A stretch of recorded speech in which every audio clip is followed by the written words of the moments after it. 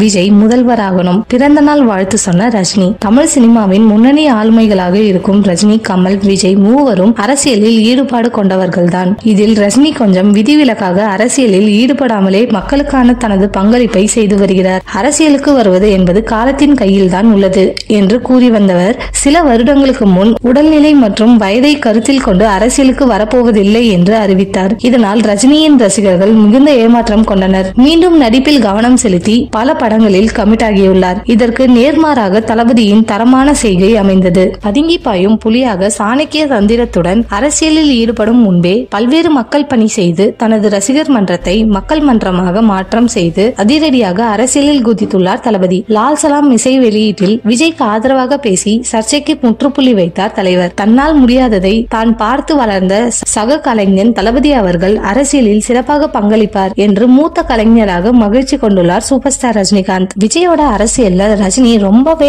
ஆர்வம் காட்டுகிறாராம். நிருபர்கள் சந்திப்பின் போதும் விஜயின் அரசியலை பற்றி கேட்டாராம். நிருபர் ஒருவர், விஜய் பத்தி கேட்கிறீர்கள், என்ன காரணம் என்று தெரிந்து கொள்ளலாமா என்று கேட்டதற்கு, எனக்கு எப்போதும் விஜய் மீது அக்கறை இருக்குன்னு சொல்லிக் கொண்டாராம். கண்டிப்பாக 2026 தேர்தலில் வென்று விஜய் முதல்வர் ஆவார் என்ற கனவுடன் இருக்கிறார் தலைவர். தற்போது விஜயின் 50வது பிறந்த நாளிற்கு தனது வாழ்த்துக்களை போனில் தெரிவித்திருக்கிறார் ரஜினிகாந்த்.